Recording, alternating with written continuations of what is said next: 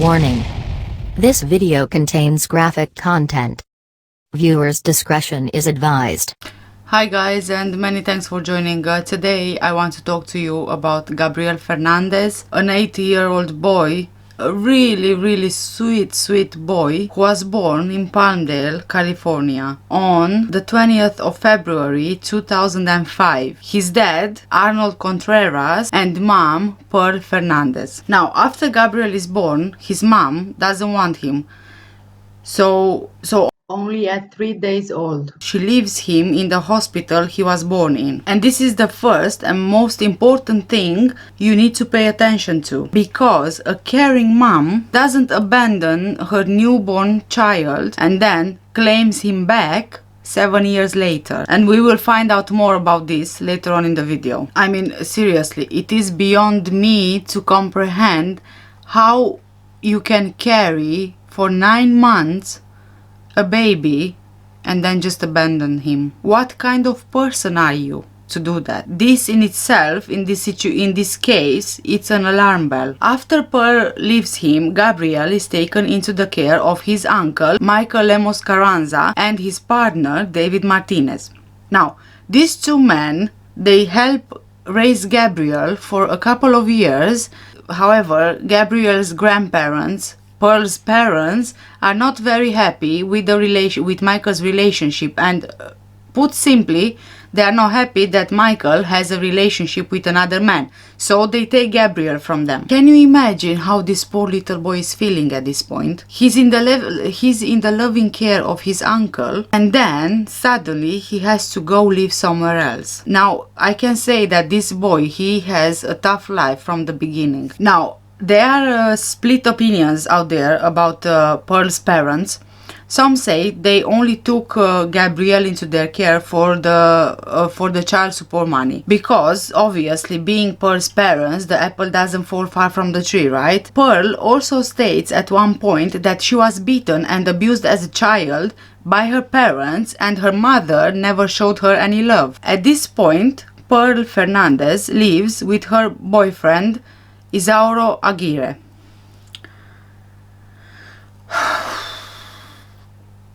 In 2012, Gabrielle is taken away from his grandparents by Pearl to live with her boyfriend, and his siblings. At this point, it's pretty obvious that she only takes him for the money, for the child support money. The torture this boy endures in the following 8 months leads to his death. And this is a torture by his mom and her boyfriend. Now, try to imagine a cupboard, yeah? A cupboard which you use every day to keep your stuff in, yeah? A similar cupboard is now Gabrielle's bed and room. A dark, tiny place where he is being handcuffed, gagged with a sock, blindfolded and locked, only allowed out to be beaten and abused. Imagine a little boy locked in the dark whilst his siblings are free to eat, are free to roam about, are free to sleep, are free to play, but you are only allowed to hear. Can you even imagine that? I mean, only imagining it makes my skin crawl, seriously. You can't see. You just want out, but there's no one there to help you. You would scream, but nobody who hears you will help you. And this is what a nightmare feels like. You're trapped, and there is no escape. No matter how much you pray for the escape, there's none. But the nightmare is reality for Gabrielle. And I wonder, what did he do to deserve this? How can you even call yourself a human being and do something like this to your own child? He is in fact abused because Pearl and Aguirre believe he is gay only because he lived with his uncle and the partner, and he likes to play with dolls. But how I don't have any words. I don't. It's heartbreaking, really. In those 8 months that he is there, Pearl and Aguirre would bully him by making him wear girls' dresses. They would send him in girls' clothes at school. He would be beaten. He would be whipped. He would be forced to eat cat litter. And when he vomits the cat litter, he is forced to eat his own vomit. And he's tied up and locked in that cabinet, which they call the box. And his brother Ezekiel, he is sometimes forced to join in. Gabriel is forced to take cold baths whilst he's being pepper sprayed.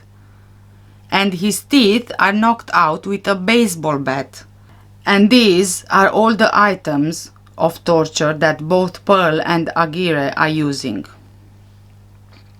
Fists, feet, wooden club, wooden bat, broomstick, metal baton, belt, metal hanger, pepper spray, cat litter and feces, cold showers, metal handcuffs, data cable, lighter and cigarettes, icy hot, steel-toed boots, heated spoon, BB guns, and a cubby.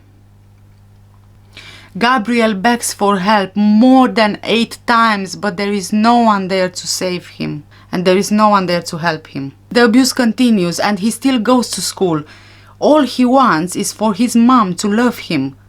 And he loves his mom, and he always tells her that he loves her. He always makes sweet cards for her.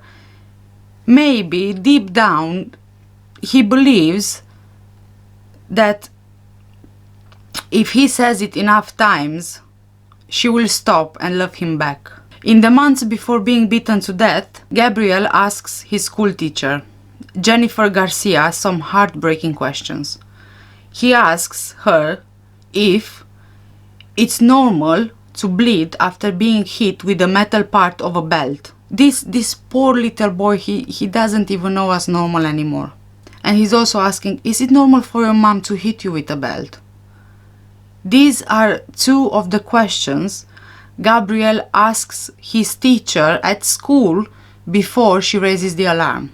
She picks up the phone and she calls the hotline. She is told by Child Protection Services the report will be looked into. Stephanie Rodriguez is now assigned to this case. But nothing is done to remove Gabriel from the home.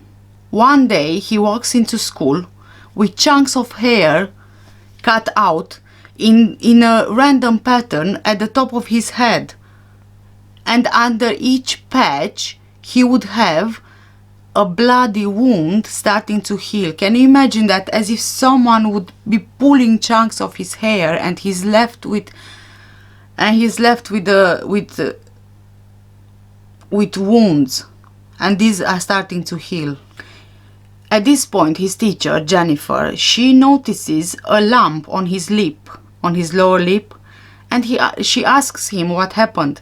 And he says that his mom punched him in the mouth. So his mom punched him in the mouth. Really concerned, the teacher, she calls the principal into the room, and both agree that they need to call social services again. So Jennifer, naturally, she calls Stephanie again. Yet even now, Gabriel is still not removed from the home. And the worst is still yet to come. Gabriel shows up to school with bruises all over his face. And Jennifer recalls, and I quote, "He looked horrible. His eyes were all swollen, like a cat, kind of squinty looking, and he had bruises all over his face." Now the teacher is asking him what happened. At first, he says he fell, but then, after the persistence of his teacher, he does admit that his mom shot him in the face with a BB gun. Oh my God, this is so difficult to comprehend. I cannot even begin to imagine the pain that Gabriel is feeling day in and day out. I cannot understand, how can you do that to your own child? How can you be so inhumane? What's the satisfaction in this? And Gabriel still loves his mom. Jennifer is gobsmacked and she asks why he didn't say it to her the first time. Gabriel admits that now he's scared because each time Jennifer calls Stephanie and Stephanie goes over to the house, he gets beaten worse and worse. It's like Pearl is trying to send a message to his teacher to show her what can happen if she carries on calling Stephanie. At this point, Jennifer admits that she's quite scared to call, but still she does it. Now, according to the documentary The Trials of Gabriel Fernandez on Netflix, Stephanie visits the house to check on Gabriel. But when Gabriel admits he fell, she leaves it at that without any medical follow-up. I'm sorry guys, but in my view, you have to be an idiot not to see the obvious. It's not like Gabriel will say in front of his mom, oh, she hit me, oh, she beat me up. No, you will never hear an abused child say that in front of the abuser, and in this case, in front of his mom. And this is the worst and the biggest mistake that Stephanie does at this point. She leaves without following up, and I think that this fuels Pearl even more. Pearl now knows she can manipulate the caseworker and she's free to do whatever. Like, maybe she feels untouchable. Although people say that she has a low IQ and she's not very intelligent, I think she's damn smart at turning things around. She's damn smart at doing it. Not only that, but also sending your kid in a public place like the school with bruises and bumps and being hit like that. You are either insane or you are so narcissistic to the point that you are proud of what you did. Feels like you are doing it to show the world what happens if you dare to be gay or assumed gay in this case. I think that no, I don't think, I'm 100% certain that this was a hate crime. This is disgusting. It's beyond disgusting. I don't even have words to describe it. But it's more heartbreaking than anything else. At this point, Gabriel is off from school for 13 days. When he gets back, his injuries are worse than before. Jennifer sees poor Gabriel, and she says, "He looked horrible. His eyes were totally red. There was no white showing. His forehead had skin that looked like it had peeled off. He said he fell off a bike." Now the other kids in the class are scared. "He looked the worst I'd ever seen, but he'd been healing too. He'd been out 13 days, so I knew that was the healing version of those injuries." So if he was missing school for 13 days, can you even begin to imagine how badly hurt and injured this poor little boy was? For Pearl not to send him to school, he probably couldn't even open his eyes. Yet again, Jennifer calls Stephanie. But this time there's no callback. The school is working on a Mother's Day project, and Gabriel actually manages to pull a smile in a picture taken as a present for his mom on Mother's Day, with his bruises and injuries still visible. Now, I do know that Gabriel's injuries are very, very hard to ignore, but there's another major red flag here. Gabriel, allegedly, he writes a suicide note, which reads, "I love you so much that I will kill myself." According to the documentary, Pearl is the one handing the note over, saying he only did this for attention. The note is dismissed because Gabriel doesn't write a plan. So hold on a second. An 8-year-old boy would write a plan? A plan? Seriously? You can't expect an 8-year-old boy to write a plan of how he's going to kill himself. Come on, really? How can you be so ignorant of the obvious? This is unbelievable. It's unbelievable. We don't even know for sure if he even knew the meaning of killing myself. I know for a fact when my girl was 8 years old, she had no idea what killing yourself meant. Prosecutor John Hatami finds it surprising that Pearl would hand the note over to the counselor when she visited, but he believes that she does have an ulterior motive. Maybe her plan is to get rid of Gabrielle. Prosecutor John Hatami is very close to this case simply because as a child he himself was abused by his father. Gabrielle's grandfather, Robert, speaks with him, and all Gabrielle wants at this point is to go back home. Upset, Robert promises him the DCFS will sort it out and he will be able to come home soon. Robert and his wife called the police previously and reported Aguirre kidnapped the boy, but yet again he was allowed to go to his mom. Robert and Sandra also warned the sheriff's department of Pearl's abusive history, but she still manages to take Gabrielle away. Social workers now claim that they don't have enough evidence of abuse to take Gabrielle away from Pearl. And of course they don't, because they don't do enough to investigate. It's blatantly obvious what's happening to this little boy. If you would go down the street, pass by him, and you would see him, you would know 100% that something bad is happening in that home. It's that obvious. All you need to do as a social worker is to, for God's sake, I feel like all you need to do is to properly investigate and take all the leads and all the reports and ask for a medical follow-up. For God's sake, it's so easy, and yet it wasn't done. I'm raging inside because, they have the means, they have the possibility to do it. That's their job, yet they haven't done it. And it cost this child his life. As it seems, on so many separate occasions, social services visit Gabrielle, and oftentimes he is in fact locked and ganged in that cupboard so he wouldn't cry for help. And social services are the same ones that are satisfied he is okay even if they don't see him.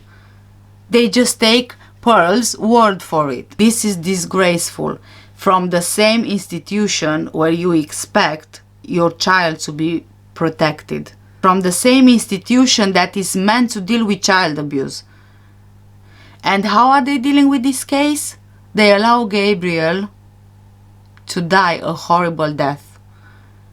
There are more than 60 reports being made by teachers, therapists, relatives concerned of Gabrielle's safety, but he's still allowed to live there. Pearl's sister, Melissa Fernandez, seeing all the bruises and injuries on Gabrielle, starts spending the nights at their house in the hopes that if she's there, Gabrielle is not going to be abused anymore. But being underage herself, there's not much she can do about it. April 26th, 2013. Arturo Miranda Martinez, a former security guard at the LA's County Welfare Office, sees coming in the heavily tattooed Pearl with a bunch of kids, including Gabrielle. Now Gabrielle robs by his desk to grab his attention. Arturo notices straight away how bruised and beaten up he is. He also sees cigarette burns at the back of his head and injuries all over him. From a scale of 1 to 10, he is a 20.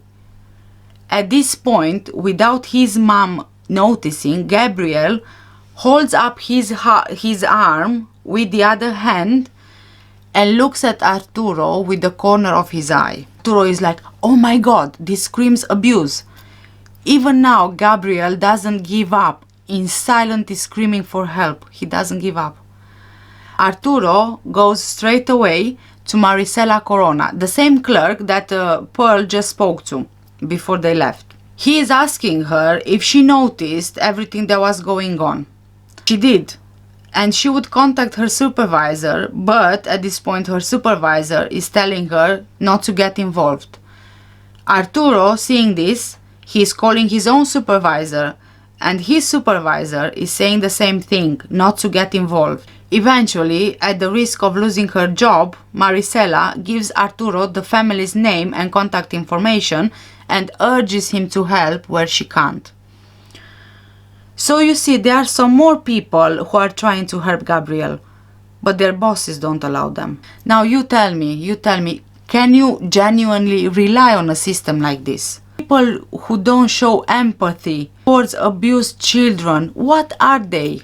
What are they? You tell me. Luckily, these two people, at the expense of losing their job, they still try to help. Arturo picks up the phone, he dials 911 to report this to the sheriff's office. They say they'll send 2 deputies at Gabrielle's home, but he's still not removed from there. 22nd of May 2013. LA paramedics respond to a call of a child not breathing. Pearl called them and said that he fell in the bathroom. They arrive at the scene and they find Gabrielle. As soon as they see him, they know immediately that something sinister happened. Gabrielle is rushed to the hospital, where he is found to have a cracked skull, broken ribs, and 2 missing teeth. BB pellets are found in his lungs and groin, and he is covered in bruises and burn marks. Cat litter is found in his stomach, and his skull is left with the consistency of Rice Krispies. There's not an inch of him which is not covered in injuries. The first thing Aguirre says to the paramedics when they get there is that Gabrielle is gay. It's like Aguirre at this point is trying to justify what he just did. It's unbelievable. It's so sad. It's really, really sad.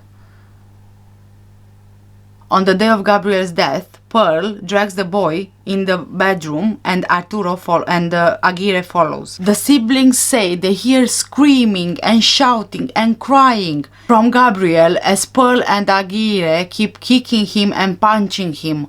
And then, nothing. It's all gone quiet. And that's when it all stops, says Ezekiel.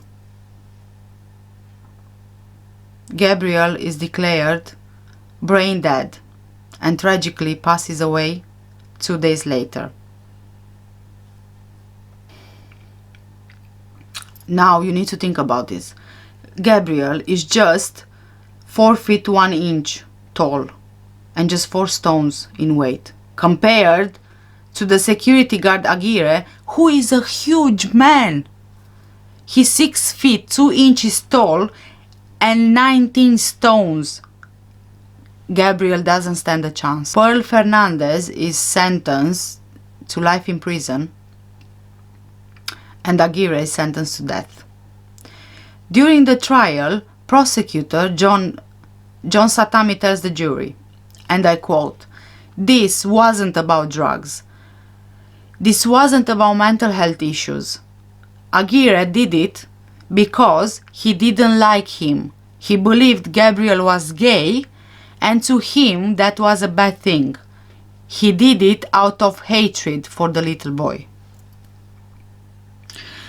Gabrielle's last vision was that man over there standing over Gabrielle, beating him to death. Gabrielle's older siblings, Ezekiel 12 and Virginia 11, tell the court how Aguirre would punch and kick Gabrielle and pick him up by the neck until he would pass out.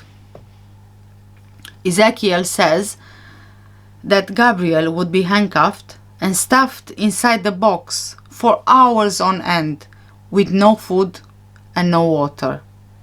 Aguirre and Pearl would laugh whilst beating him together and taunt him by calling him gay. Virginia tells the court how Pearl punched Gabrielle so hard that she knocked 2 teeth out. They both say that Gabrielle was the only one Pearl and Aguirre abused.